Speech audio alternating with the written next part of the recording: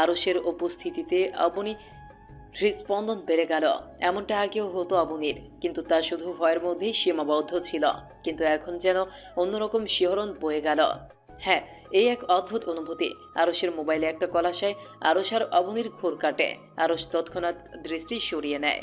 এতক্ষণ ছেঁচড়ার মতো তাকিয়েছিল ভাবতেই অবনীর লজ্জা পেয়ে গেল। আরশ নিচে নিচেই বলছে, ছি ছি ছি ছি আরশ, তুই এতক্ষণ ভ্যাবলার মতো এই মেয়েটার দিকে তাকিয়েছিলি? এই মেয়েটাকে আগে কখনো দেখিসনি নাকি? ভুলেও আর কখনো এই গুন্ডে মেয়েটার দিকে তাকাবি না। আরশ মোবাইলের কথা শেষে অবনীকে বলল, এসো, গেস্টরা অলরেডি চলে এসেছে, আমাদের নিচে যেতে হবে। তো যান না আপনি, আমি কি একা হাঁটতে পারি না? শুনুন, আমার দুটো পা আছে, আমি একাই যেতে পারবো, বুঝেছেন আপনি? শোনো, তোমার মতো মেয়েকে আমি এমনি এমনি সাথে নিয়ে ঘুরঘুর করার কোনো ইচ্ছাই নাই আমার, বুঝছো? নেহাত এখানে মান্যগণ্য ব্যক্তিরা রয়েছে, না হলে তোমার মতো মেয়েকে আমি যেতে বলবো তো দূরের কথা, তুমি নিজে থেকে যেতে চাইলেও নিতাম না। আমার মতো মেয়ে মানে? What do you mean? কি বোঝাতে চাইছেন আপনি? এই ঝগড়া করাটা কি তোমার হ্যাবিট নাকি? কোনো একটা ইস্যু পেলেই ঝগড়া শুরু করে দাও। আমি ঝগড়া করছি? ঝগড়া তো আপনি করছেন, অতীতেও করেছেন, আর ভবিষ্যতের জন্য প্রিপারেশন নিচ্ছেন। হ্যাঁ, সবসময় আমিই ঝগড়া করি। এবার দয়া করে আমার সাথে নিচে যেয়ে আমাকে উদ্ধার করেন মহারানী। থাক থাক, এত করুণ সুরে বলতে হবে না। আমি এমনিতেও খুব দয়ালু একটা মানুষ। কেউ আপত্তি মিনতি করে কিছু বললে তার কথাটা রাখি আমি। নিরীহ পেয়ে কারো মতো ফাঁকা আওয়াজ করি না। প্রতি উত্তরে আরশ কিছু না। অন্য সময় হলে হয়তো দুজনের মধ্যে টমেঞ্জের মতো ঝগড়া লেগে যেত। কিন্তু কথায় আছে না, বিপদে পড়লে কিছু কথা চুপচাপ হজম করতে হয়। আরশের ঠিক সেই দশা। তারপর অবনী আর আরশ সিঁড়ি দিয়ে নিচে নেমে এলো। সবার দৃষ্টি তাদের দিকে। সবাই বলা বলি করছে কত সুন্দর মানিয়েছে তাদের। অনেকে বলছে, এমন একটা বৌমা যদি আমার ছেলের জন্য পেতাম। জাহানারা খান তাদের দিকে এগিয়ে গেল। আরশ আর অবনী মিলে জাহানারা খানকে পা ছুঁয়ে সালাম করল। জাহানারা খান অবনীর গালে হাত দিয়ে বলল, বাহ, মিষ্টি লাগছে আমার মিষ্টিকে। আমি তো একটা মেয়ে হয়েই চোখ ফেরাতে পারছি না। আরশ অভিমানী স্বরে বলল, জানে মান, আমার দিকে তো দেখছি তোমার কোনো নজরই নাই। কে বললো এই কথা? আমার দাদু ভাইকে তো অলওয়েজ হ্যান্ডসাম বয় লাগে। আমার দাদু ভাইয়ের রূপে তো আমি বুড়ো বয়সেও প্রেমে পড়ে যাচ্ছি। তারপর জাহানারা খান দুজনকে আদর করে মেহমানদের কাছে গেলেন। আরশ আর অবনী আকবর খান আর প্রিয়া খানকে সালাম করতে গেল। আকবর খান তাদের দোয়া করে দিলেন, কিন্তু প্রিয়া খান শুধু আরশকেই দোয়া করে দিল। অবনীর দিকে ফিরেও তাকালো না। এতে কেন জানি অবনীর বুকে কষ্ট অনুভব হলো। নিজের মনেই অজান্তেই চোখের কোনায় পানি চলে এলো। হয়তো তার মা বেঁচে থাকলে তাকেও এইভাবে আদর করে দিত। ব্যাপারটা আরশের চোখে এড়ায়নি। আরশ তার মাকে বলল, ওফ মম, আমাকে যদি একসাথে সব আদর দিয়ে দাও, আরেকজন তো নজর লেগে যাবে, পরে যদি আমার বদহজম হয়ে যায়। প্রিয়া খান আবার ছেলের জন্য ওভার পজেসিভ, তাই ভয় পেয়ে গেলেন যদি সত্যি ছেলের বদ অছম হয়ে যায়, তাই বাধ্য হয়ে অবনীকেও আদর করে দিলেন। আরশ আর অবনীর জন্য দুটি পাশাপাশি রাজকীয় চেয়ার রাখা হয়েছে। তারা সেই দিকটাই যাবে। অবনীর চোখ পড়ল সদর দরজার দিকে। তার বাবা আর হাসান আঙ্কেল আসলেন। অবনী তার বাবাকে গিয়ে জড়িয়ে ধরল। তারপর পা ছুঁয়ে সালাম করে বলল, তোকে ছাড়া কি করে ভালো থাকি রে মা? তোকে ছাড়া তো কখনো একা থাকিনি, তাই একটু খারাপ লাগছে। তুই কেমন আছিস? তোমার মেয়ে কি তোমাকে ছাড়া ভালো থাকতে পারে বাবা? তুমি তো উঠে পড়ে লেগেছিলে আমাকে পর করার জন্য। ওই দেখো বোকা মেয়ে, কান্না করছিস কেন? সাজ নষ্ট হয়ে যাবে তো। তোকে খুব সুন্দর লাগছে রে মা। আমি খুব ব্যর্থ বাবা, তাই না রে? তোকে কখনো এত দামি জামা কাপড় অলংকার কিনে দিতে পারেনি। চুপ করো, তুমি একদম বাজে কথা বলবে না। দামি জামা কাপড় হলেই যে সুখী হতে হবে এমনটা কে বলেছে তোমায়? তুমি আমাকে রাজকন্যার মতো রেখেছো, কখনোই অভাব বুঝতে দাওনি। আমি তোমাকে নিয়ে প্রাউড ফিল করি বাবা। আরশ দূর থেকে অবনীর বাবাকে দেখিয়ে এগিয়ে গেল। তারপর অবনীর বাবাকে আর হাসান চৌধুরীকে সালাম করল। কিছু কথাবার্তার পর অবনী আর আরশ তাদের রাজকীয় চেয়ারের সামনে গিয়ে দাঁড়ালো। কিছুক্ষণ পর মানুষজন এসে অবনীকে দেখে যাচ্ছে। পুরুষরা আরশের সাথে হ্যান্ডশেক করছে। চৈতি আর প্রিয়া খান একসাথে দাঁড়িয়ে সলা পরামর্শ করছে কিভাবে অবনীকে সবার সামনে অপদস্থ করা যায়। চৈতি প্রিয়া খানকে বলল, খালামণি, কাকে বেশি সুন্দর লাগছে বলো তো, আমাকে নাকি থার্ড ক্লাস মেয়েটিকে? আরে এটা কোনো প্রশ্ন হলো? তোর চেয়ে সুন্দর হবে ওই মেয়েটা? কোনোদিন তো নখের সমানও হতে পারবে না। সত্যি বলছো? কি আশ্চর্য, আমি আবার মিথ্যে বলতে যাব কেন? তাহলে সবাই ওই মেয়েটার সুনামে পঞ্চমুখ কেন? ধুর বোকামে, বুঝতে পারছিস না? ও এখন এবারই নতুন বউ, তাও আবার খানবাড়ির পুত্রবধূ। কারো ভালো না লাগলেও কি সামনাসামনি কিছু বলবে নাকি? সেটা তো বুঝলাম, কিন্তু আমি বেশ কয়েকবার লক্ষ্য করলাম আরও সেই ক্ষেত মেয়েটার দিকে কয়েকবার আর চোখে তাকিয়েছে। আর চোখে আর চোখে তাকিয়েছে, তার মানে মনে হচ্ছে ওদের সম্পর্কটা এখনো পুরোপুরি ঠিক নয়। কিভাবে বুঝলে তুমি? আরে বুঝতে পারছিস না? যদি ওদের সম্পর্ক ঠিকই হতো তাহলে বাবু নিজের বউকে দেখার জন্য এত লুকোচুরির কি দরকার? ঠিক বলেছ, কিন্তু আমার মনে হচ্ছে আরও সে ধীরে ধীরে মেয়েটার প্রতি উইক হয়ে পড়েছে। না হলে যে ছেলেটা কখনো মেয়েদের দিকে তাকিয়ে দেখেনি, এমনকি আমার দিকেও তাকায়নি, সে ছিল ওই ক্ষেত মেয়েটাকে দেখার জন্য উতলা হয়ে পড়েছে, তাও আবার লুকিয়ে লুকিয়ে। আরে দূর, আমার বাবুনের মাথা অতটাও খারাপ নয় যে তোর মতো একটা সুন্দরী মেয়েকে রেখে ওই মিডিল ক্লাস মেয়েটার ওপর উইকি হয়ে পড়বে। তুই বরং বাবুনের কাছে যা, তোকে দেখে তো আমি ফিদা হয়ে যাই, আর বাবুন তো উষ্টা খেয়ে তোর প্রেমে পড়ে যাবে। ঠিক বলেছ, তুমি থাকো, আমি আসছি। Hello baby, you are looking so beautiful. Chaiti এরকমভাবে আচমকা আরশকে জড়িয়ে ধরবে আরশ তা ভাবতেই পারেনি। বিরক্তিতে আরশের কপালের ভাঁজ পড়ল, হাত মুখ স্তব্ধ হয়ে গেল।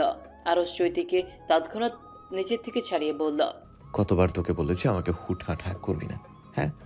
তারপর কেন বারবার ছ্যাঁচড়ামি করছিস? তুই বুঝতে পারছিস না এতে করে তোর উপর আমি যথেষ্ট বিরক্ত বোধ করি। তোকে লাস্ট বারের মতো ওয়ার্ন করছি। এখন বিভিন্ন গেস্টরা আছে তাই কিছু বললাম না। নেক্সট টাইম এমন অসভ্যতা আমি করলে কানের নিচে কষে 2টা থাপ্পড় মেরে দিব।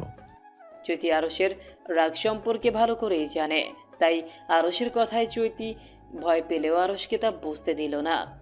কাম অন আরশ, জাস্ট হাগ করেছি, এতে এত রিয়্যাক্ট হওয়ার কি আছে? চৈতির কথায় অবনী বলল, রিয়াক্ট করবে না কেন ননদিনী? তুমি যদি তোমার ভাইজানের এত সুন্দরী একটা বউকে পাত্তা না দিয়ে কোথা থেকে সুনামির মতো তার উপর ঝাঁপিয়ে পড়ে আঠার মতো লেগে থাকো, তাহলে তো রিয়াক্ট তো করতেই হবে, তাই না? Stop this. এই মেয়ে, আমি আমার আরশ বেবির সাথে কথা বলছি, ওকে? সো তোমার মুখটা বন্ধ রাখো। চৈতির কথা শুনে আরশ বলল, ঠিক করে কথা বল চৈতি। তুই মনে হয় ভুলে যাচ্ছিস কার সামনে দাঁড়িয়ে কথা বলছিস। এই মেয়ে নয়, ভাবি বলে ডাকবি আপনিকে, ওকে? আরশের কথায় চৈতি জোরপূর্বক মাথা নেড়ে হ্যাঁ বোঝালো। আরশ চৈতিকে আবারও বলল। সরি বল আপনিকে। আরশের কথায় চৈতি উত্তেজিত হয়ে পড়ল। হোয়াট? আমি কেন সরি বলবো? আমি কি এমন দোষ করেছি যার জন্য সরি বলতে হবে? এই যে একটু আগেই বললি আমার সাথে কথা বলছিস, ও যেন মুখটা বন্ধ রাখে, সেজন্যই সরি বলবি। কি যাতা বলছিস? সামান্য একটা কথার জন্য আমার ওকে সরি বলতে হবে? ইম্পসিবল। আমি তোকে সরি বলেছি মানে তুই এখনই সরি বলবি, ব্যাস। চৈতি বাধ্য হয়ে অবনীকে সরি বলল আর মনে মনে বলল, আমিও দেখবো অবনীর প্রতি তোমার এত দরদ কতদিন থাকে। আমার পথের কাঁটাকে তো আমি ঠিকই উপড়ে ফেলবো। এদিকে অবনী মুগ্ধতার দৃষ্টিতে আরশের দিকে তাকাল। অবনী যেন নিজের কানকেই বিশ্বাস করতে পারছে না। সত্যি একটা নারী পারফেক্ট মর্যাদা পায় তার স্বামীর কারণে, আর সে যেন তার উদাহরণ। রূপা আর জিসানও এলো। অবনী রূপা আর জিসানের সাথে কথা বলছে, আরশ তার বন্ধুদের সাথে কথা বলছে। জিসান অবনীকে বলল, তা অবনী, তলে তলে টেম্পো চালাও, আর আমরা বললেই হরতাল। ওইসব বস্তা পচা কথা একদম বলবি না। রূপা বলল, আমি বাতাসে কেমন প্রেম প্রেম গন্ধ পাচ্ছি, ভিতরে ভিতরে এত কিছু অথচ আমাদের জানাও নি। এই তোরা থামবি? বিয়েটা একটা অ্যাক্সিডেন্টে হয়েছে, কিন্তু আমাদের মাঝে স্বামী স্ত্রীর মতো সম্পর্ক নেই, টম এন্ড জেরির মতো সম্পর্ক, বুঝেছিস? আর জিসান বলল, থাক থাক, আমাদের আর অত বুঝাতে হবে না, আমরা সব বুঝি। কিন্তু কথা হলো আমাদের ট্রিট যেন পেয়ে যায়।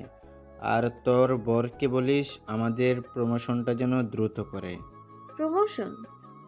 যেই বেডার অফিসে আমারই জায়গা হলো না, ওই বেডা আমার কথায় তোদের প্রমোশন করবে বলে মনে হয় তোর? তখন তো তুই সামান্য এমপ্লয়ি ছিলি, এখন তো তার একমাত্র বউ। এখন বললেই ঠিক শুনবে। বউ না ছাই, না উনি আমাকে বউ বলে মানে আর না আমি ওনাকে বর বলে মানি। ট্রিট কিন্তু চাই আমাদের। শোন, দাওয়াত পেয়েছিস সেটাই অনেক, ওসব ট্রিট দিতে পারবো না। এই কি বললি? ট্রিট দিবি না মানে? তুই যদি আমাদের ট্রিট না দিস তাহলে এমন অভিশাপ দেব না যে। থাক থাক, আর বলতে হবে না, ট্রিট সময়ের মধ্যে পেয়ে যাবি যত সব পেটুকের দল। তখন হঠাৎ একটা সাউন্ড এলো। লেডিস অ্যান্ড জেন্টেলম্যান, আপনারা জানেন নিশ্চয়ই আজকের এই ফাংশন শুধুমাত্র তাদের বিখ্যাত বিজনেসম্যান আরশ খান আর তার ওয়াইফের জন্য। তাদের জন্য এত আয়োজন আর আমরা তাদের একটি গান শুনবো না তা কি হয়? তাই এখন আপনাদের সামনে গান গাইবে আরশ আর অবনী। আর আপনারা তো জানেনই আমাদের আরশ খান সব কিছুতেই অলরাউন্ডার, কিন্তু তার ওয়াইফের গুণ সম্পর্কে তো আপনাদের কোনো ধারণাই নেই, তাই না? তাই আমি চাইছি শুধু আরশ খানের ব্যাপারে জানলে তো চলবে না, তার বউয়ের সম্পর্কেও তো একটু ধারণা হওয়া দরকার আপনাদের। কি বলেন সবাই? সবাই হ্যাঁ সূচক সম্মতি দিল। এতক্ষণ একটা মাইক্রোফোন হাতে নিয়ে চৈতি কথাগুলো বলছিল। মূলত এটা চৈতির একটা প্ল্যান, যাতে গান গাইতে না পেরে আবনি সকলের সামনে অপদস্থ হয়। এদিকে চৈতির কথা শুনে জিসান আর রূপা বলল,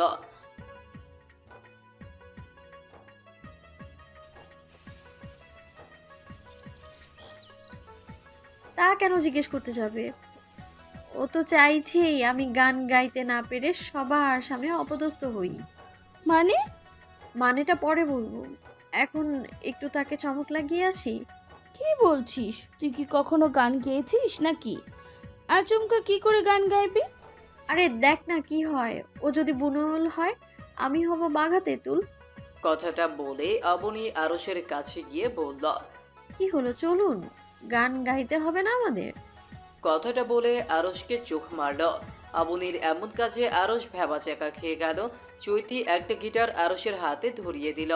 আরশ অবনীর দিকে এক পলক তাকিয়ে গিটারের সুর তুলল।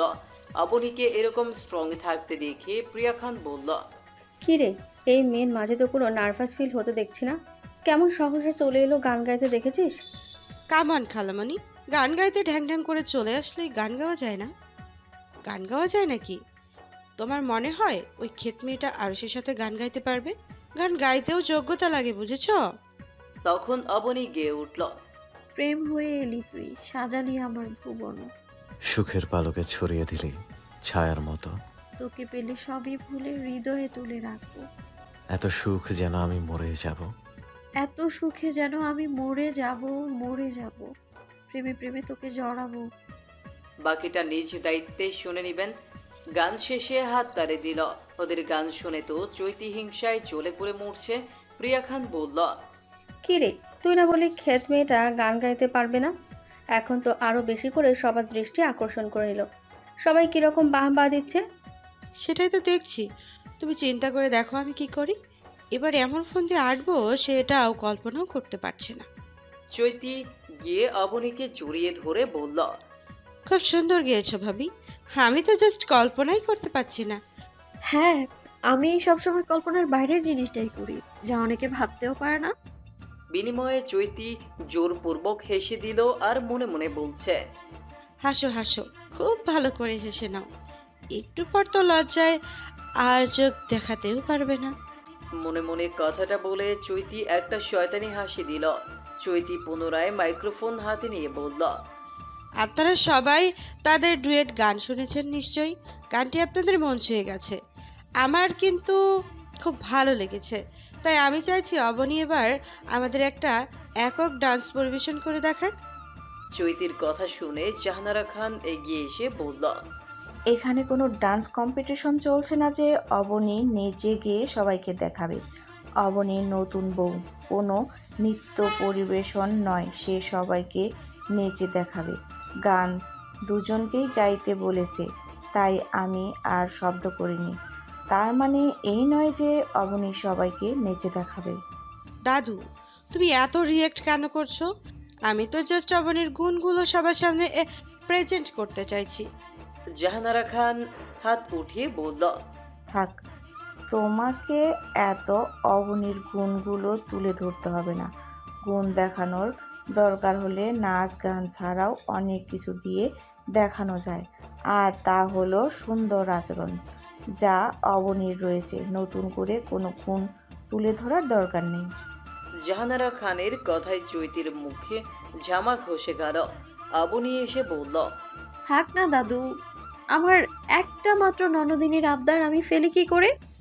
ওর যখন আমার নাচ দেখার এত শখ জেগেছে তাহলে একটু নিচেই দেখাই। গান যখন গেয়েছি নাচতেও পারবো। কথায় আছে না, যে রাধে সে চুলও বাঁধে। আবুনির কথা শুনে চৈতির মনটা খুশিতে নেচে উঠল আর মনে মনে বলছে, ইয়াহু, ঘুঘু তো দেখছি জায়গা মতো ফাঁদে পা দিয়েছে। যাও যাও, ভালো মতো নাচো। একটু পরে দেখবো তোমার এত বড় কথা কই যায়। চৈতি সাউন্ড বক্সে গান চালু করে দিল। গানটির তালে তালে অবনী আরশের চারপাশে নাচছে, কিন্তু কিছুক্ষণ পর অবনী অনুভব করলো তার লেহেঙ্গার ব্লাউজ পেছন থেকে ছিঁড়ে আসছে। কিন্তু ব্যাপারটা এমন এক পর্যায়ে যেখানে অবনী না পারছে নাচ থামাতে আর না পারছে কিছু করতে। অবনীর বুকের ভিতর ধুকপুক শুরু হয়ে গেল। মান সম্মান হারানোর ভয়ে অবনী ভাবতেই পারছে না এমনটা কি করে হলো। মূলত যখন চৈতি অবনীকে জড়িয়ে ধরেছিল তখনই প্লেট দিয়ে অবনীর ব্লাউজ অনেকটা ছিঁড়ে দিয়েছিল, যার ফলে ধীরে ধীরে অবনীর ব্লাউজটি অনেকটা ফাঁক হয়ে গেল। অবশেষে পুরোটাই ছিঁড়ে গেল। অবনীর সাথে সাথে নাচ থামিয়ে ফেলল। ব্যাপারটি কারো চোখে পড়ার আগেই আরশ যেহেতু অবনীর কাছেই ছিল, তাই দ্রুত নিজের কোটটি খুলে অবনীর গায়ে জড়িয়ে দিল। আকস্মিক ঘটনায় সকলেই ভরকে গেল। চৈতি তো হেভি খুশি হয়েছিল, কিন্তু আরশের কারণে তার মুখের হাসিটা মুহূর্তেই মলিন হয়ে গেল। আরশ সবাইকে এক্সকিউজ মি। বলে রুমের দিকে নিয়ে গেল। তারা যেতেই জাহানারা খান চৈতিকে চোখ রাঙিয়ে বলল, তোমাকে আমি নিষেধ করেছিলাম এসব নাচানাচি বাদ দিতে। আশ্চর্য দাদু, তুমি আমাকে কেন ব্লেম করছো? আমি কি অবনীকে নাচার জন্য বাধ্য করেছিলাম? ও নিজেই তো নাচতে নাচতে নাচার জন্য রেডি হয়ে গেল। এতে আমার দোষটা কোথায়? সব কিছুতেই আমার উপর আঙ্গুল তোলাটা তোমার হ্যাবিট হয়ে গেছে। চুপ, একদম চুপ। আবার বড় বড় কথা বলছো। তোমরা যে কেন এমনটা করছো আমি বুঝি না ভেবেছো? ভুলে যেও না, আমি পেশায় একজন জাজ। চৈতি আর বেশি কথা বাড়ালো না, যদি আবার ধরা পড়ে যায় সেই ভয়ে। অবনীকে রুমে এনে আরশ ইচ্ছে মতো ছাড়ি দিল। তাই মেয়ে, সমস্যা কি তোমার? সব সময় নিজের জেদকে প্রাধান্য দাও কেন বলো তো? সব সময় নিজেকে জিততে হবে না। দাদু তো চৈতিকে না করে দিয়েছিল, তারপরও কেন নাচতে গিয়েছিলে? এখন যদি আমি সেখানে উপস্থিত না থাকতাম তাহলে কি হতো বলো তো? ড্রেসটা ভালো করে চেক করে পড়তে পারো নাই? এখন তো সবাই ভাববে আমি টাকা বাঁচানোর জন্য তোমাকে নর্মাল ড্রেস কিনে দিয়েছি। Really you are just impossible. বিশ্বাস করুন, আমি ড্রেসটা ভালো করে চেক করে পরেছিলাম, কিন্তু হঠাৎ এমনটা কি করে হলো? হ্যাঁ, তুমি দেখেই পড়েছিলে, আমি হিংসা করে ছিঁড়ে রেখে দিয়েছিলাম। একদম বাজে কথা বলবেন না। আমি কি একবারও তা বলেছি নাকি? তা বলার আর কি বাকি রেখেছো? তুমি ড্রেসটি দেখেই পড়েছিলে, তার মানে কেউ ইচ্ছে করেই তোমার ড্রেসটা ছিঁড়ে দিয়েছে। ঘরে তো তুমি আর আমি ছাড়া আর কেউ নাই, তাই না? তার মানে তুমি বোঝাতে চাইছো আমি এরকম করেছি? ধুর, আপনার সাথে কথা বলাটাই বেকার। চুপ, একদম চুপ। দ্রুত গিয়ে ড্রেস চেঞ্জ করে আসো, স্টুপিড গার্ল। কথাটা বলে আরশ রুম থেকে বেরিয়ে গেল। তারপর গেস্টদের বিদায় করে রুমে এসে বিছানায় পিঠ এলিয়ে দিল। অবনী ড্রেস চেঞ্জ করে ফ্রেশ হয়ে ওয়াশরুম থেকে বেরিয়ে এলো। অবনী ধীর পায়ে আরশের কাছে গিয়ে গেল। তারপর আরশকে বলল, আপনাকে অনেক অনেক ধন্যবাদ। আজকে আপনি আমার সম্মান বাঁচিয়েছেন। অবনীর কথায় আরশ উঠে বসে বলল, শোনো, এত করে প্রাউড ফিল করার কিছু নাই, বুঝছো? তোমার জায়গায় অন্য কেউ আমার বউ হলে আমি সেটাই করতাম। এর জন্য ভেবো না আমি তোমাকে বউ বলে মেনে নিয়েছি। তোমার মতো গুন্ডি মেয়েকে আমি কখনোই বউ হিসেবে মানব না। Got it? আরে আপনি তো ভারী অদ্ভুত মানুষ, পুরোই গিরগিটির মতো। রূপ বদলাতে 1 সেকেন্ডও সময় লাগে না। বাই দ্য ওয়ে, আপনার কি মনে হয় আমি আপনাকে স্বামী বলে মেনে নিয়েছি? Like seriously? আপনি যদি ভেবে থাকেন আমি আপনাকে স্বামী হিসেবে মেনে নিয়েছি তাহলে আপনি ভুল করছেন। তেমনটা কখনোই হবে না। এই শোনো, তোমার মতো জঙ্গলি মেয়ের কাছ থেকে আমি সেটা কখনো আশাও করি না। কি বললেন? আমি জঙ্গলি? আমি যদি জঙ্গলি হই আপনি হলেন একটা বন মানুষ। আচ্ছা, একদম আমার সাথে কথা বলতে পারবে না। কেমন লাট সাহেব এসেছেন, কথা না বলে কি উপায় আছে? আমার কি ঠেকা পড়েছে আপনার সাথে কথা বলতে যাব? আপনিও আমার সাথে একদম কথা বলতে আসবেন না বলে দিলাম। দেখা যাবে কে কার সাথে আগে কথা বলে। কথাটা বলে আরশ ব্ল্যাঙ্কেট গায়ে জড়িয়ে উল্টো পাশ হয়ে শুয়ে পড়ল। এইদিকে চৈতি আর প্রিয়া খান তাদের রুমের বাইরে একটি সাপ হাতে নিয়ে দাঁড়িয়ে আছে। চৈতিমা, তুই সত্যি ভেবে বলছিস তো এই সাপটা আবার আমার বাবুনকে কামড়ে দিবে না তো? ওফ খালামণি, কতবার বলবো এটা মন্ত্রপুত সাপ। আমি সাপটিকে অবনীর জামার ঘ্রাণ শুকিয়ে দিয়েছি। সাপুরে বলে দিয়েছে সাপটিকে জামার ঘ্রাণ শুকিয়ে দিতে পারলেই সে নিজের থেকে ওই মানুষকে চিনে নিবে। এবার ওই রাতেই হবে অবনীর শেষ রাত। কথাটা বলে সাপটিকে আরশ আর অবনীর রুমের দিকে ছেড়ে দিল।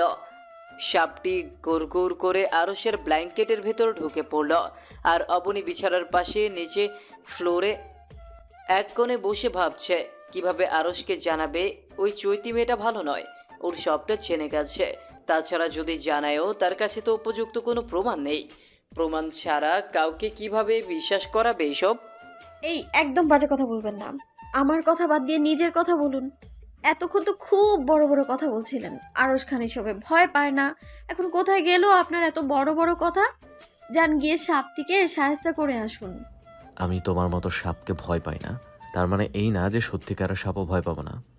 অবনী রেগে গিয়ে বলল, এই কি বললেন আপনি? আমি সাপ? তা নয় তো কি, শুধু সাপই নাও, তুমি একটা নাগিনী। আমি নাগিনী? নাগিনী তো, আমাকে মারার জন্যই তো এ বাড়িতে এসেছো। আমি নাগিনী হলে আপনি হলেন শেওড়া গাছের পেতনির জামাই। এক্স্যাক্টলি তাই, তুমি তো পেতনির মতোই আমার ঘাড়ে চেপেছো। একদম বাজে কথা বলবেন না। আপনার মতো অসভ্য লোকের ঘাড়ে চাপার বিন্দুমাত্র ইচ্ছে নেই আমার। আমি যদি জানতাম পাত্রের জায়গায় আপনিই থাকবেন, তাহলে আপনাকে বিয়ে করার চেয়ে গলায় দড়ি দিয়ে মরে যেতাম আমি। ওয়েট এক মিনিট, তুমি আবার ইচ্ছে করে আমাকে মারার জন্য সাপটা বিছানায় ছেড়ে দাওনি তো? এই আপনি কি মাথায় গোবর নিয়ে ঘুরেন নাকি? আমি যদি সাপটাকে বিছানায় ছেড়ে দিতাম তাহলে আমি রুম থেকে বেরিয়ে যেতাম না। আমি কি জাদু দিয়ে বাইরে গিয়ে দরজা লক করে আবার ভেতরে চলে এসেছি? এই বুদ্ধি নিয়ে আপনি টপ বিজনেসম্যান হয়েছেন? How funny. চুপ, এখন এত লেকচার না দিয়ে দরজায় ধাক্কা দাও, সেটা কাজে লাগবে। জাহানারা খান সিঁড়ি দিয়ে উপরে উঠে আসছেন বক্সে করে কিছু গহনা নিয়ে। এইদিকে ছেলের ভয়ার্থক কণ্ঠ শুনে প্রিয়া খান আর চুপ থাকতে পারল না। চৈতি, দরজাটা খোল, বাবুন ভয় পাচ্ছে। ওই মেয়েকে অন্যভাবে সাহায্য করা যাবে। দেখছিস না বাবুন কতবার করে বলছে দরজা খোলার জন্য। খালামণি, তুমি বুঝতে পারছো না? ও তো নিজের বউকে সাপের কামড় থেকে বাঁচানোর জন্য চাচ্ছে। তখনই জাহানারা খান এসে শক্ত কণ্ঠে বলল, কি হয়েছে এখানে? দুজন মিলে এখানে কি করছো? জাহানারা খানের কথায় প্রিয়া খান আর চৈতি দুজনেই ভয় পেয়ে গেল। প্রিয়া খান তো মনে মনে নিজের কপাল চাপড়াচ্ছে আর মনে মনে বলছে, হাই হাই রে, গেল গেল, আমার সব কিছু গেল। এখন যদি এই শাশুড়ি মা সবটা জানতে পারে, আর বাবুন যদি জানে তার মা তার ঘরের মধ্যে সাপ ঢুকিয়ে দিয়েছে, তাহলে তো বাবুন আর জীবনে আমাকে মা বলে ডাকবে কি না সেটাও সন্দেহ আছে। তাদের চুপ থাকতে দেখে জাহানারা খান বলল, কি ব্যাপার, চুপ করে আছো কেন? আমি কিছু জিজ্ঞেস করছি, শুনতে পারছো না? চৈতি কাপা কাপা গলায় বলল। না না না দাদু, কি? আর কিছু বলার আগে আবারও রুম থেকে শব্দ এলো। প্লিজ কেউ দরজাটা খোলো, রুমের ভেতরে সাপ ঢুকেছে। কথাটা জাহানারা খানের কানে আসতেই তিনি ঘাবড়ে গেলেন। জাহানারা খান দ্রুত দরজার দিকে এগিয়ে গেল। দেখতে পেল দরজা বাইরে থেকে লক করা। জাহানারা খান পেছনে ফিরে চৈতি আর প্রিয়া খানের দিকে কটমট দৃষ্টিতে তাকাতেই তারা অপরাধী ভঙ্গিতে নিচের দিকে চোখ নামিয়ে নিল। জাহানারা খান উল্টো দরজা খুলে দিল। দরজা খুলতে আরশ আর অবনী দ্রুত বেরিয়ে এলো। জাহানারা খান সার্ভেন্টসকে ডেকে বলল দারোয়ানকে লাঠি নিয়ে আসতে, রুমের ভেতর সাপ ঢুকেছে। আরশ জাহানারা খানকে জড়িয়ে ধরে বলল, জানেমান, তুমি এসেছো। আমি জানতাম আমার যে কোনো বিপদে তুমি সবসময় আমাকে ছায়ার মতো আগলে রাখবে। জাহানারা খান আরশের গালে হাত রেখে আদর করে চৈতির দিকে এগিয়ে গিয়ে ঠাস ঠাস করে দুটো থাপ্পড় মেরে দিল। থাপ্পড়টা এত জোরে ছিল যে চৈতি ছিটকে ফ্লোরে পড়ে গেল। প্রিয়া খান চৈতিকে ধরে দাঁড় করালো। জাহানারা খানের এমন কাজে আরশ অবাক হয়ে বলল, কি ব্যাপার দাদু, তুমি ওকে এভাবে মারলে কেন? দাদু ভাই, তুমি খুব ভালো করেই জানো বিনা দোষে আমি কারো গায়ে হাত তুলি না। ওকেই জিজ্ঞাসা করো আমি কেন তার গায়ে হাত তুলেছি। আরশ চৈতির সামনে দাঁড়িয়ে বলল, কি ব্যাপার, তুই কি এমন করেছিস যার জন্য দাদু এত রেগে গেল? চুপ করে আছিস কেন বল? 1 মিনিট, বাই এনি চান্স সাপটা তুই আমাদের ঘরে ঢুকাই দিস না তো? আরশের কথায় জাহানারা খান বলল, ঠিকই ধরেছো তুমি দাদু ভাই, সাপটি ওই তোমাদের রুমে ঢুকিয়ে দিয়েছিল। শুধু তাই নয়, দাঁড়িয়ে দাঁড়িয়ে তামাশা দেখছিল এতক্ষণ। হোয়াট? আরুষ, বিশ্বাস করো আমি জাস্ট মজা করার জন্যই। What the, are you mad? সাপ কি মজা করার জিনিস? আরুষ প্লিজ আমাকে ভুল বুঝিস না, ওই সাপটি তো তোকে কামড়াতো না, ওটা একটা মন্ত্রপুত সাপ। এই মাথা কি পুরোপুরি খারাপ হয়ে গেছে তোর? একজন এডুকেটেড পিপল হয়ে তোর মুখে যেসব কথা মানায় না সেটা তুই বুঝতে পারছিস না? তোর এই মজার চক্করে পড়ে আজ কত বড় একটা অ্যাক্সিডেন্ট হতে পারতো তার কোনো ধারণা আছে তোর? জি জি জি জি। আজকের পর থেকে যেন তোকে আমার চোখের সামনে দূরের কথা এই বাড়ির ত্রিসীমানায় আর না দেখি, কথাটা মাথায় রাখিস। ছেলের এমন কথা শুনে প্রিয়া খানের মনটা কেঁদে উঠল। তিনি আরশকে বলল, বাবুন, রাগ করিস না বাবা, মেয়েটা ভুল করে এমন কাজ করে ফেলেছে, আর কখনো এমন ভুল হবে না। তুই প্লিজ মেয়েটাকে বাড়ি থেকে তাড়িয়ে দিস না। মেয়েটা এই বাড়ি ছেড়ে আর কোথাও তো যাওয়ার জায়গা নেই বল। জাহানারা খান প্রিয়া খানের দিকে চোখ রাঙিয়ে তাকাতেই প্রিয়া খান চুপ হয়ে গেল। মায়ের কথায় আরশ বলল, বেশ, এ বাড়িতে না হয় থাকতে দিলাম, কিন্তু নেক্সট টাইম আমার চোখের সামনে যেন ওকে না দেখি। যত সব ডিসগাস্টিং। জাহানারা খান অবনীকে বলল, মিষ্টি, এই বাক্সটা নিয়ে আমার রুমে গিয়ে বসো, আমি আসছি। জাহানারা খানের কথায় অবনী বক্সটি হাতে নিয়ে সোজা জাহানারা খানের রুমের দিকে চলে গেল।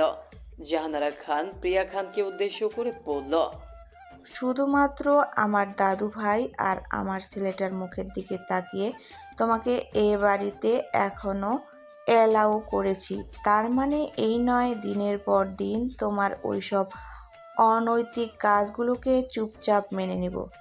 আজকে দাদু ভাইয়ের সামনে তোমার নামটা নিলাম না, কারণ আমি চাইনি দাদু ভাইয়ের মনে তোমার জন্য যেটুকু সম্মান অবশিষ্ট আছে সেটুকু শেষ হয়ে যাক। তবে ভবিষ্যতেও যে চুপ করে থাকবো তার কোনো নিশ্চয়তা নেই। আশা করি ভবিষ্যতে সেইটা মাথায় রেখেই তুমি যে কোনো কাজে পা বাড়াবে, না হলে আমার চেয়ে খারাপ কেউ হবে না, কথাটা মাথায় রেখো। কথাটা বলেই জাহানারা খান চলে এলো। জাহানারা খান যেতেই প্রিয়া খান হাঁপ ছেড়ে বাঁচল। উফ, যাক বাবা, বাবুনের সামনে আমার নামটা যে প্রকাশ করেনি সেটাই অনেক। জাহানারা খান রুমে প্রবেশ করতেই অবনী উঠে দাঁড়ালো। জাহানারা খান অবনীর প্রতিটি কাজেই মুগ্ধ। তিনি অবনীকে নিজের পাশে বসিয়ে বাক্সটি খুলে গহনাগুলো নিয়ে বলল, মিষ্টি, এই যে গয়নাগুলো দেখছো, এগুলো আমার শাশুড়ি মা আমাকে দিয়েছিল, কারণ তার কাছে আমাকে এই বাড়ির যোগ্য বউ মনে হয়েছিল। তারপর এই গয়না আর কারো হাতে যায়নি, কারণ তোমার শাশুড়ি মায়ের আচরণ আমার কখনোই ভালো লাগেনি। তার মধ্যে আমি কখনো কোনো গুণ দেখিনি, যা ছিল শুধু সম্পত্তির লোভ। কিন্তু তোমাকে আমার এ বাড়ির যোগ্য বউ মনে হয়, তাই আজ থেকে এই গয়না আর এই বাড়ির চাবি আমি তোমার হাতে তুলে দিয়ে নিশ্চিন্ত হতে চাই। না না দাদু, এসব কি বলছেন আপনি? এইসব আপনার জিনিস, আমি তো এগুলো নিতে পারবো না। কেন মিষ্টি, আমার দেওয়া জিনিসের মূল্য তোমার কাছে নেই, নাকি তুমি এসবে খুশি হওনি? ছি ছি, এসব কি বলছেন? আমার কাছে এগুলো আমার জীবনের চেয়েও বেশি মূল্যবান, কারণ এইসবের মধ্যে আপনার মতো একজন সৎ আদর্শবান মানুষের ছোঁয়া রয়েছে। বেশ, তাহলে তুমি স্বাচ্ছন্দ্যে এগুলো গ্রহণ করো। আপনি যাতে এতবার বলছেন, আমি আপনার কথা অমান্য করতে পারবো না, তাই আমি শুধু গহনাগুলো উপহার হিসেবে নিচ্ছি, কিন্তু এবারের চাবিটা আমি নিতে পারবো না। যতদিন আপনি জীবিত আছেন ততদিন এই চাবিটা আপনার কাছেই থাকবে। অবনীর কথা শুনে জাহানারা খান বলল, সত্যি মিষ্টি, তোমাকে যতবারই দেখছি ততবারই তোমার ব্যবহার আমাকে মুগ্ধ করে তুলছে। তারপর জাহানারা খান আলমারিতে চাবিটি তুলে রেখে আলমারি থেকে একটা শাড়ি বের করল। এই শাড়িটি আমার বিয়ের, অতি যত্নে শাড়িটি তুলে রেখেছিলাম। আজ দেখব আমার মিষ্টিকে এই শাড়িতে কেমন লাগে। কিন্তু দাদু, আমি তো শাড়ি পরতে জানি না। তাতে কি হয়েছে, আমি আছি না, আমি পরিয়ে দিব। এতক্ষণ দরজার আড়ালে থেকে প্রিয়া খান আর চৈতি সবই দেখছিল।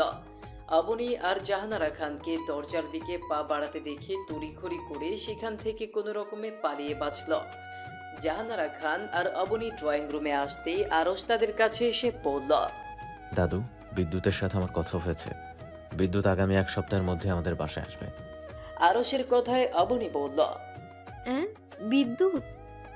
এই, আপনি কি দৃষ্টিশক্তি হারিয়ে ফেলেন নাকি? চোখের সামনে এতগুলো লাইট জ্বলছে, মাথার উপর ভো ভো করে ফ্যান চলছে, এসি চলছে, তারপরেও বলছেন বিদ্যুৎ আসবে? Shut up idiot. এই বিদ্যুৎ সেই বিদ্যুৎ না, আমার ফ্রেন্ডের নাম। ও আচ্ছা, তাই বলুন। আপনার বন্ধুর নাম তো দেখছি আপনার মতোই অদ্ভুত। জাহানারা খান অবনীকে শাড়ি পরিয়ে দিতে দিতে বললেন, বিদ্যুৎ আমার আরেক দাদু ভাই। রক্তের কোনো সম্পর্ক নেই, তবুও খুব আপন। বিদ্যুৎ আর দাদু ভাইয়ের বাল্যকালের বন্ধুত্ব। এক বন্ধু তো আরেক বন্ধুর জন্য জীবনও দিতে রাজি।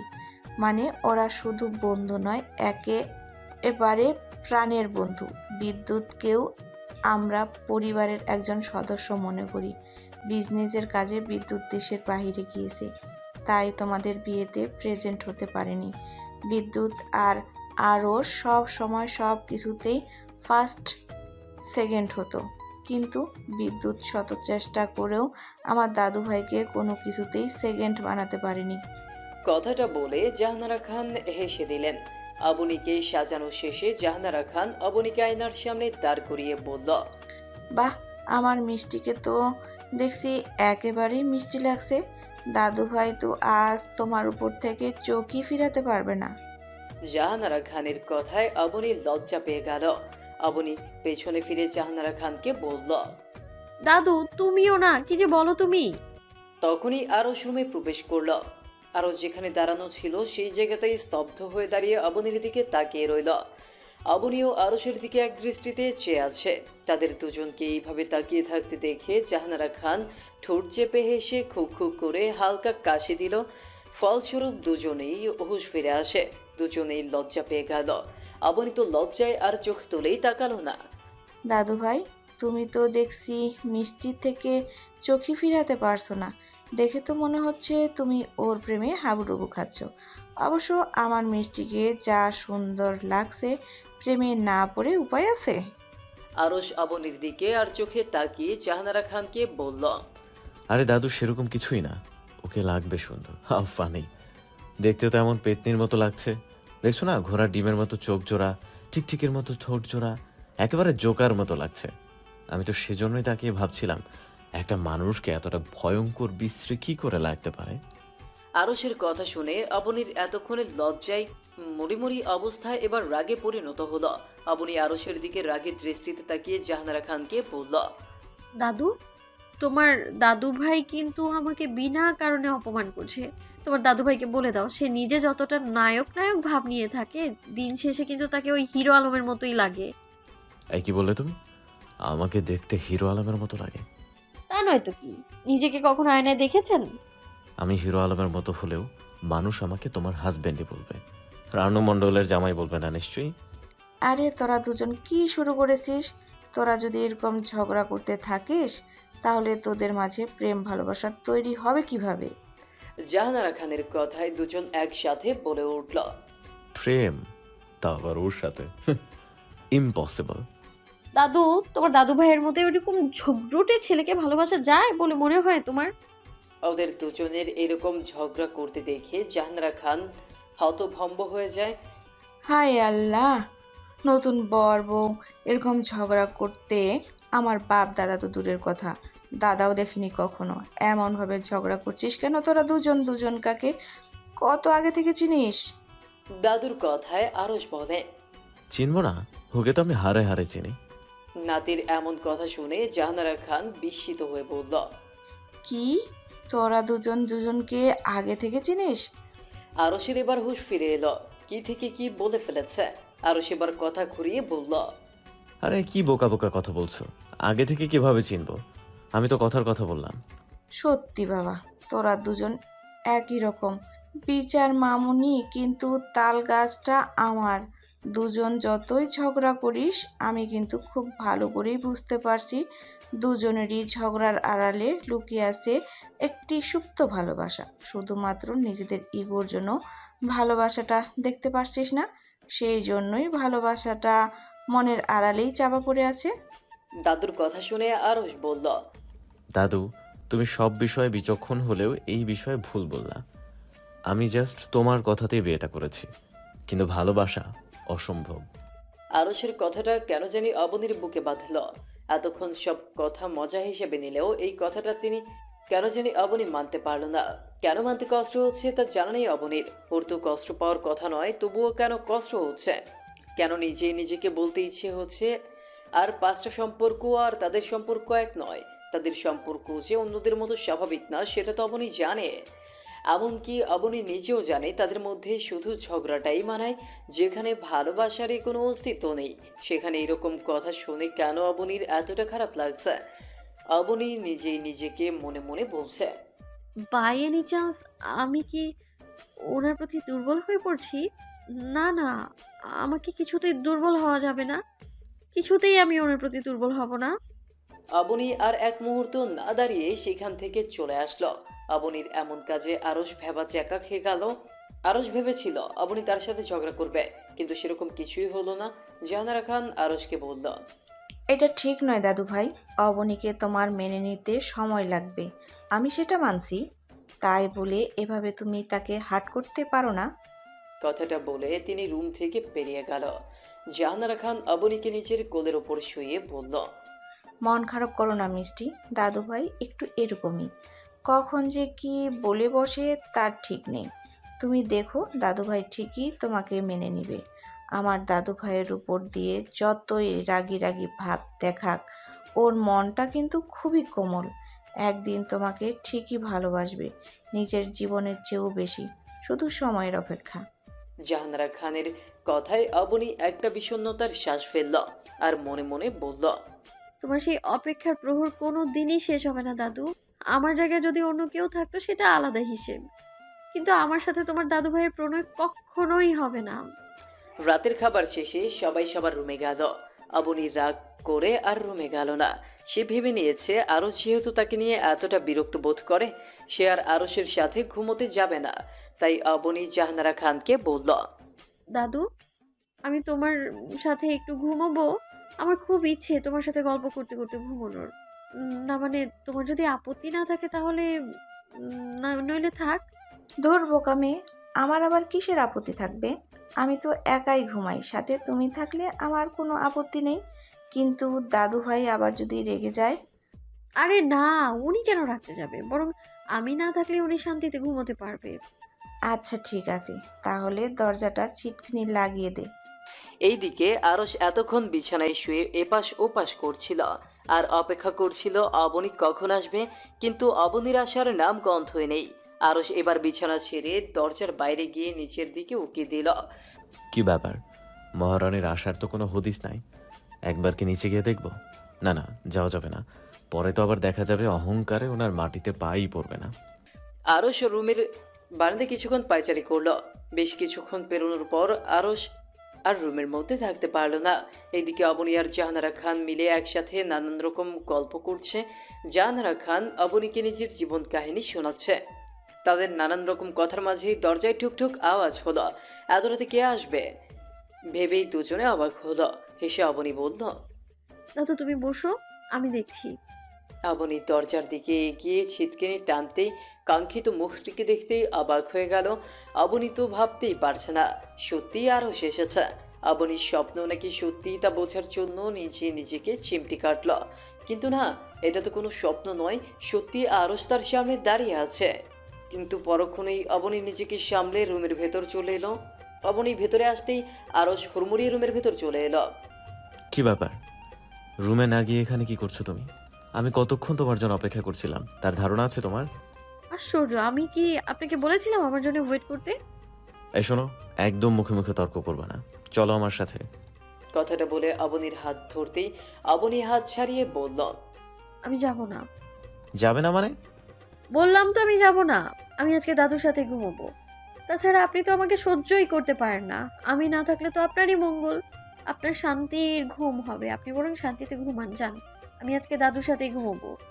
দাদু ভাই, মিষ্টি যখন আমার সাথে ঘুমাতে চাইছে তাহলে থাক না, একটা রাতেরই তো ব্যাপার।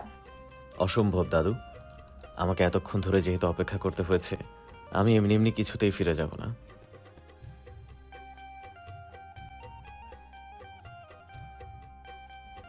দাদু, তোমার মিষ্টিকে বলে দাও আমি এক কথা বারবার বলা পছন্দ করি না।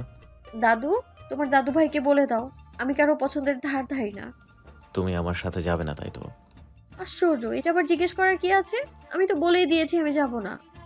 আরশ আর কিছু না বলে হুট করে আবনীকে কোলে তুলে নিল। আবনী তো অবাকের চরম পর্যায়ে পৌঁছে গেছে। আরশ তাকে একটার পর একটা কাজে অবাক করিয়ে দিচ্ছে। আবনীকে কোলে তুলে আরশ নিজে থেকে না গেলে কিভাবে নিতে হয় সেটা আরশ খান খুব ভালো করেই জানে। কথাটা বলে আরশ দাদিকে গুড নাইট বলে সামনের দিকে পা বাড়ালো। জাহানারা খান তো নাতির এমন কাজে পুরোই অবাক। তিনি নিচে নিচেই বলছেন, তুমি যতই অস্বীকার করো দাদু ভাই, আমি জানি তুমি মিষ্টিকে নিজের অজান্তে ভালোবেসে ফেলেছো। হয়তো তুমি সেটা মানতে চাইছো না, মানতে না চাইলেও এটাই সত্যি। আবনী হাত পা ছোড়াছড়ি করছে আর বলছে, কি করছেনটা কি? নামান আমাকে। কি আশ্চর্য, আপনি কি আমার কথা শুনতে পাচ্ছেন না? বলছি তো নামান আমায়। চুপচাপ নড়াচড়া বন্ধ করো, আর একটা শব্দ করলে আমি কিন্তু তোমাকে নিচে ফেলে দেব।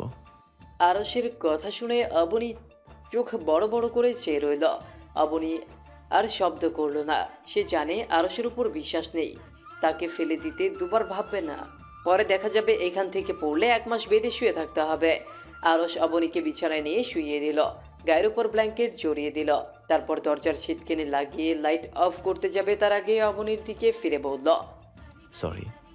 আরশের মুখে সরি শুনে তো আবনী আরেক দফা অবাক হলো।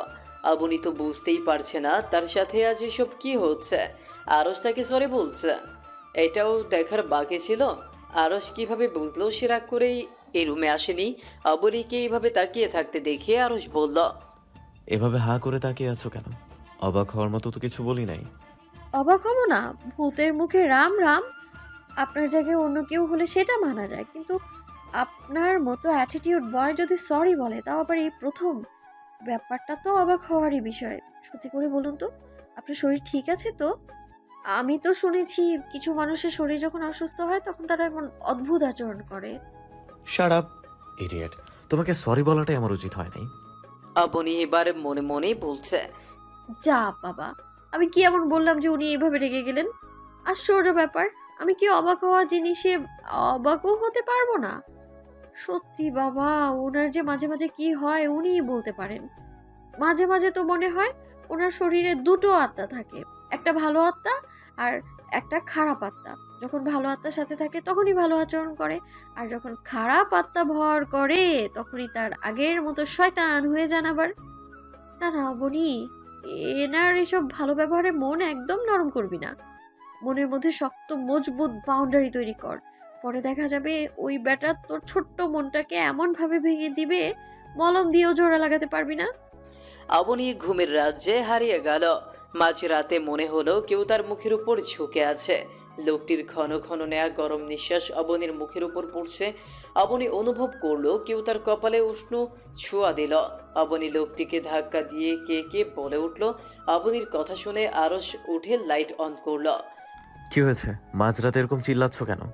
কে যেন আমাদের রুমে এসেছিল। হোয়াট? হ্যাঁ, আমি ঠিক বলছি, কেউ এসেছিল। আবনীকে এরকম ভয় পেতে দেখে আরশ আবনীর দিকে 1 গ্লাস পানি এগিয়ে দিল। পানি শেষ করার পর আরশ বলল, কি হয়েছে বলো তো? কেউ একজন রুমে এসেছিল, আমার কপালে ঠোঁট ছোঁয়ালো, তারপর আমি ধাক্কা দিয়ে সরিয়ে দিলাম। কেউ যদি আমাদের রুমে আসে তাহলে যাবে কোন জায়গা দিয়ে? ইডিয়েট। আরে আমি সত্যি বলছি, কেউ সত্যিই ছিল। আরশ এবার আবনীকে ভয় লাগানোর জন্য বলে, অবনী, আমার কি মনে হয় জানো? তোমার এক্স বয়ফ্রেন্ডকে তুমি ছ্যাঁকা দিয়ে বিয়ে করে ফেলেছো তো, তাই তোমার এক্স বয়ফ্রেন্ড হয়তো দুঃখে কষ্টে সুইসাইড করে এখন ভূত হয়ে তোমার কাছে ফিরে এসেছে। আরশের কথা শুনে আবনীর এতক্ষণে ভয় উড়ে গিয়ে বিরক্তিকর মুখ ধারণ করল। আবনী আরশকে বলল, এই একদম আজে বাজে কথা বলবেন না। আমার কোনো বয়ফ্রেন্ড কোনো কালেই ছিল না যে তাকে আত্মা হয়ে আমার কাছে ফিরে আসতে হবে। তা অবশ্য ঠিক। তোমার মতো ঝগড়াটে মেয়ের সাথে কেই বা প্রেম করতে চাইবে? আমি ঝগড়ুটে মোটেও নই, অন্তত আপনার মতো তো নাই। হয়েছে হয়েছে, অনেক রাত হয়েছে, এবার আমাকে ঘুমাতে হবে। তুমি বরং নিজে নিজেই তোমার প্রেমিক পুরুষকে খুঁজে বের করো। এই কি বলেন আপনি? আমার প্রেমিক পুরুষ মানে? না কিছু না, আমি ঘুমাচ্ছি, আমাকে একদম ডিস্টার্ব করবা না। কথাটা বলে আরশ ব্ল্যাঙ্কেটটা গায়ে জড়িয়ে নিল। আরশ ঘুমিয়ে পড়লেও অবনী ঘুমোতে পারছে না, তার মনে ঘুরপাক খাচ্ছে। এইটা কি স্বপ্ন ছিল নাকি সত্যি? অবনী নিজে নিজেই মনে মনে বলছে। আমি তো স্পষ্ট লোকটাকে ধাক্কা দিয়েছিলাম, মনে হলো তো সত্যিই কেউ ছিল, কিন্তু কে? আর এত অল্প সময়ের মধ্যে পালালোই বা কি করে?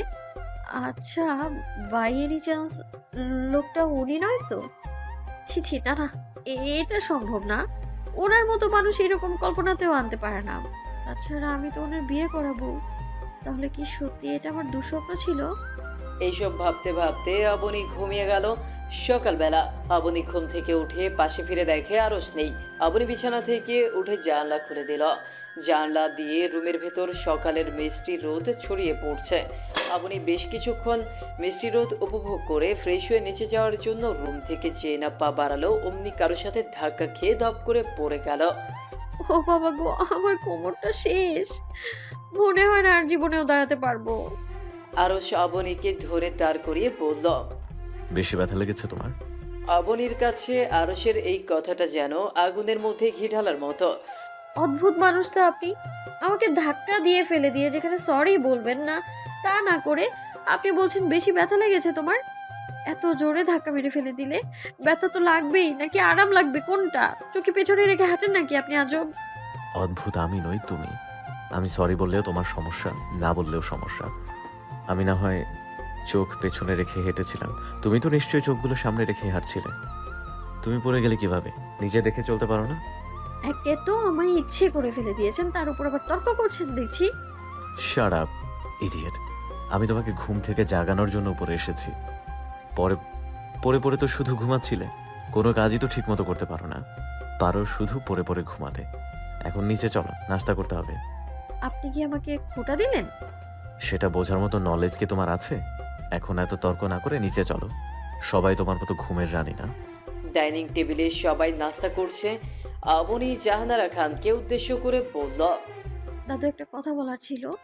কি কথা মিষ্টি? আসলে তুমি কিছু মনে করবে না তো? না, তুমি নির্দ্বিধায় বলো। দাদু, আসলে বাবা তো একা মানুষ, এ বয়সে আর কত কষ্ট করবে বলো? তাই আমি আবারও জব করতে চাই। মিষ্টি, তুমি চাইলে আমি তোমার বাবার জন্য প্রতি মাসে টাকা পাঠিয়ে দিব। না দাদু, এটা আমার আত্মসম্মানে লাগবে। আমার শ্বশুরবাড়ির টাকা বাবাকে দিতে চাই না, নিজের উপার্জিত টাকা দিতে চাই। তাছাড়া আমি দিতে চাইলেও বাবা কখনো আমার শ্বশুরবাড়ির টাকা নিবে না। অবনীর কথা শুনে প্রিয়া খান বলল। ঢং দেখে বাঁচি না, তুমিও তো এখন আমাদের বাড়িরই বউ। তা তোমার বাবা আমাদের বাড়ির টাকা নেবে না তো তোমার টাকা নিবে কিভাবে? শোনো মেয়ে, খান বাড়ির বউয়েরা জব করে না, আর বাইরে গিয়ে ড্যাং ড্যাং করে ঘুরে বেড়ায় না, বুঝেছো? প্রিয়া খানের কথায় জাহানারা খান চোখ রাঙিয়ে শক্ত কণ্ঠে বললেন। প্রিয়া, কথা বলতে সাবধানে বলবে। মিষ্টি অন্য মানুষের মতো নির্লজ্জ নয় যে আরেকজনের টাকায় নিজের পরিবার চালাবে। ওর যথেষ্ট আত্মসম্মান বোধ রয়েছে, যেটা এ বাড়িতে অনেকের মাঝেই নেই। শাশুড়ি মা, আপনি কি কোনোভাবে কথাটা আমাকে ইঙ্গিত করে বলেছেন? এই দেখো, পড়লো কথা সবার মাঝে, যার কথা তার প্রাণে বাজে। যাই হোক, তুমি যে বললে খান বাড়ির বউয়েরা জব করে না, তো এই নিয়ম কি তুমি তৈরি করেছিলে? নিজে জব করো না বলে কি সবাই অন্য কেউ করতে দিবে না নাকি? তুমি মনে হয় ভুলে যাচ্ছ আমি এখনও একজন জাজ। তুমি কি বলতে চাইছো আমি এই বাড়ির বউ নই? শাশুড়ি মা, আপনি জব করেন সেটা আপনার বিষয়, কিন্তু আমি চাই না আমার পুত্রবধূ ঘরের বাইরে বের হোক। ও কি করবে না করে সেটা ডিসিশন নেওয়ার তুমি কে? মিষ্টি জব করবে আর সেটা আমাদের অফিসেই করবে। মিষ্টি আমাদের অফিসের জিএম এর চেয়ারে বসবে। অবনী জেমের চেয়ারে বসবে শুনে আরশের কাশি উঠে গেল।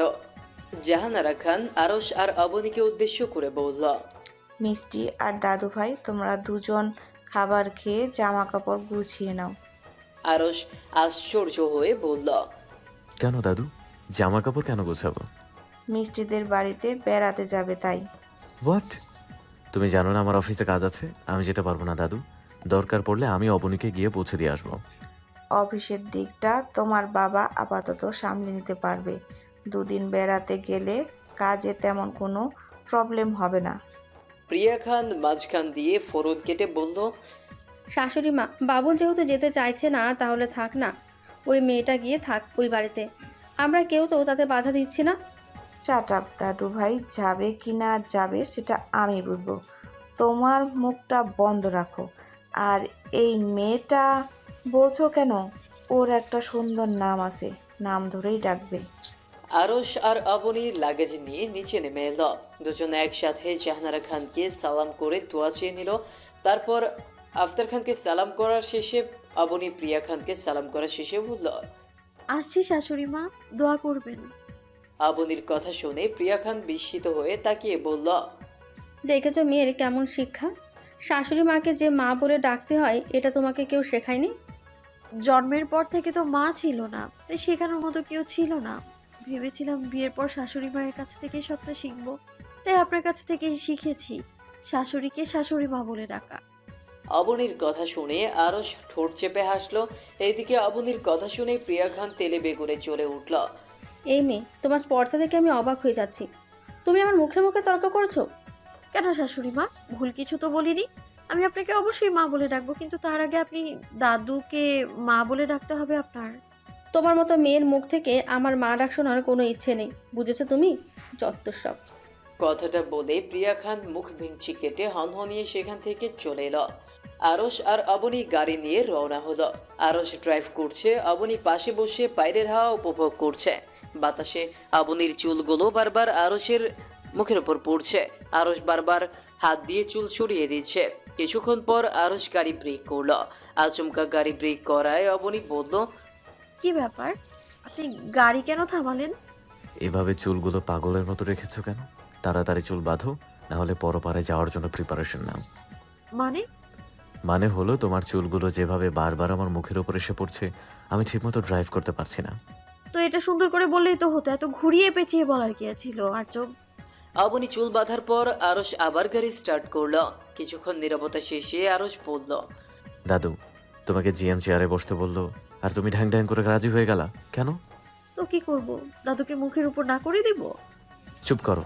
দাদু তো আর জানে না তুমি কাজের মধ্যে ঢ্যাঁড়স। দাদু তো ভাবছে তার মিষ্টির কত মিষ্টি মিষ্টি গুণ। এই একদম বাজে কথা বলবেন না। আপনি আমাকে যতটা অকর্মা ভাবছেন, আমি মোটেও ততটা অকর্মা নই। এমন ভাব করছেন যেন আমি আপনার অফিস ছাড়া আর কোথাও জব করিনি। শুনুন, আমি হাসান আঙ্কেলের অফিসেও তো জব করেছি, কই উনি তো কখনো আমার কোনো ভুল খুঁজে পায়নি। আপনি একমাত্র চুতিয়া, তাই সারাক্ষণ আমার ভুল খুঁজে বেড়ান।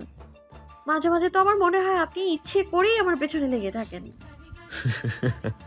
আসলে সত্যি তুমি খুব হাসাতে জানো। এমনি এমনি কি আমি তোমাকে স্টুপিড বলি? হাসান আঙ্কেল তোমার বাবার প্রাণপ্রিয় বন্ধু। তিনি কেন তার বন্ধুর মেয়ের দোষ খুঁজতে যাবে? উনি কিছু বলেনি বলে নিজেকে একেবারে গুণবতী ভাবতে শুরু করে দিয়েছো। আমার অফিসে জয়েন করো, তাহলেই বোঝা যাবে কত গুণ তোমার।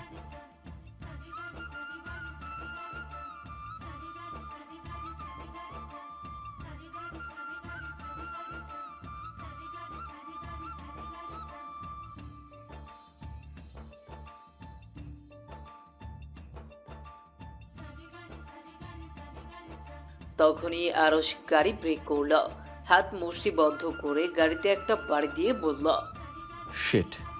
আচমকা গাড়ি থামানোয় অবনী বলল, কি ব্যাপার, আপনি গাড়ি কেন থামালেন? আমি গাড়ি থামাই নাই, নিজেই থেমে গেছে। ইয়ার কি হচ্ছে আমার সাথে? গাড়ি নিজে নিজে থামে আবার কিভাবে? হ্যাঁ, নাকি এখন আমাকে শাস্তি দেওয়ার জন্য এই বুদ্ধি বের করেছেন আপনি? Shut up idiot. বাইরে তাকিয়ে দেখো, রাস্তা কাদায় ভরে আছে। আমি ভেবেছিলাম চালিয়ে যেতে পারবো, বাট এখন গাড়ির চাকাটা আটকে গেছে। অবনী বলল, ছি ছি, আপনার মতো টপ বিজনেসম্যানের গাড়ির চাকা এত নর্মাল যে সামান্য কাদায় আটকে গেল? সেই তুলনায় তো আমার বাবার গ্যারেজের গাড়িগুলো যথেষ্ট ভালো চলে, একেবারে ভো ভো করে। অবনীর কথা শুনে আরস অবনীর দিকে কড়া দৃষ্টিতে তাকাতেই অবনী জোরপূর্বক হাসি দিয়ে বলল, কি ব্যাপার, আপনি এইভাবে আমার দিকে তাকিয়ে আছেন কেন? আমি জানি আমি দেখতে যথেষ্ট সুন্দরী। আমার দিকে এভাবে না তাকিয়ে বাসায় কিভাবে পৌঁছাবেন সেটা ভাবুন। আমাকে পরেও দেখতে পারবেন। অবনী ড্রাইভিং সিটে বসে আছে আর আরস পেছন থেকে গাড়ি ধাক্কা দিচ্ছে। আরস গাড়ি ধাক্কা দিতে দিতে হাঁপিয়ে গেল, সারা শরীর ঘামে ভিজে গেছে। আরস কপাল থেকে ঘাম মুছে অবনীকে জিজ্ঞেস করলো, অবনী আর কত দূর যেতে হবে আমাদের? আরে আর সামান্য একটু রাস্তা, তারপরই আমাদের বাসা। আরস এবার শক্ত কণ্ঠে বলল, এই থামবে তুমি? আর একটা বারও যদি বলেছো সামান্য একটু রাস্তা, তাহলে দেখো আমি কি করি। সেই কখন থেকে সামান্য একটু রাস্তা, সামান্য একটু রাস্তা, আর একটু গেলেই আমাদের বাসায় এসব বলে আসছো। সামান্য সামান্য করতে করতে এই পর্যন্ত আসছি, এখনো বাড়ির বউ দেখতে পাচ্ছি না। আরে আমি যদি দূরে বলতাম তাহলে কি আপনি এত দূর পর্যন্ত গাড়িটা নিয়ে আসতেন? তবে এবার সত্যি বলছি, একদম সিরিয়াসলি বলছি, আর একটু সামনে গেলেই আমাদের বাসা। সত্যি বাবা, এই জন্যই তো বলি প্রতিদিন অফিসে এত লেট করে যেতে কেন।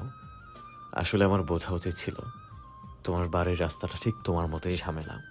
কথাটা বলে আরস বিরক্তিকর শ্বাস নিয়ে আবার গাড়ি ধাক্কা দিতে শুরু করলো আর নিজে নিজেই বিড়বিড় করে বলছে, শালার বিয়েটাই হলো অদ্ভুতভাবে।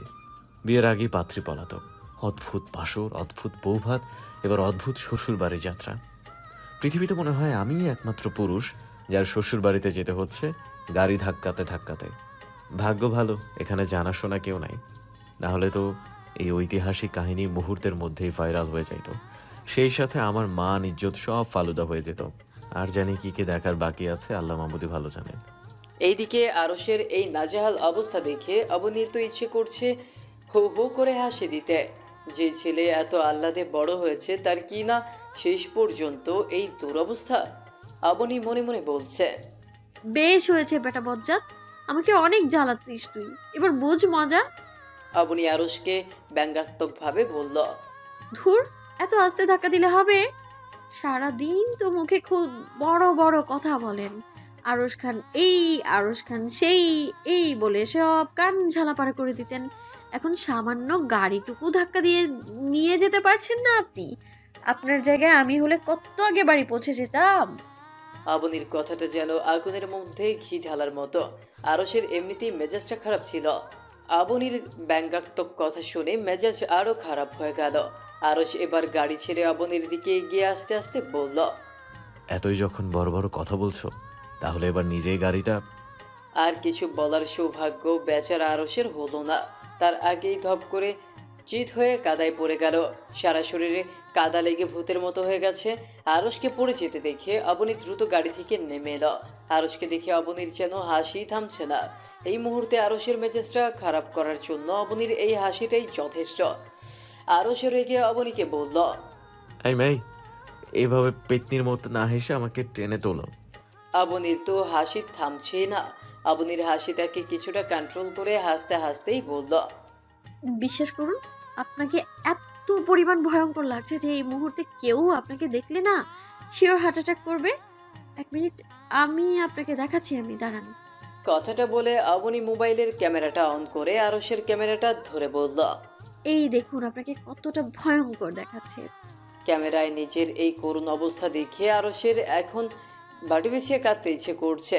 আরস নিজে নিজেই বলছে, দাদু, তুমি আমাকে কোন জাহান্নামের দিকে ঠেলে দিলা?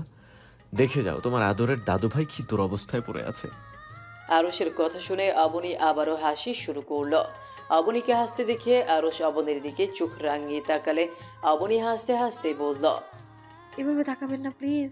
আপনাকে যে পরিমাণ ভয়ঙ্কর লাগছে তার উপর এরকম চোখ রাঙালে দেখা যাবে আমি অজ্ঞান হয়ে গেলাম। পরে আপনারই বিপদ বাড়বে। না পারবেন আমাদের বাড়ি পৌঁছাতে, আর না পারবেন নিজের বাড়ি ফিরে যেতে।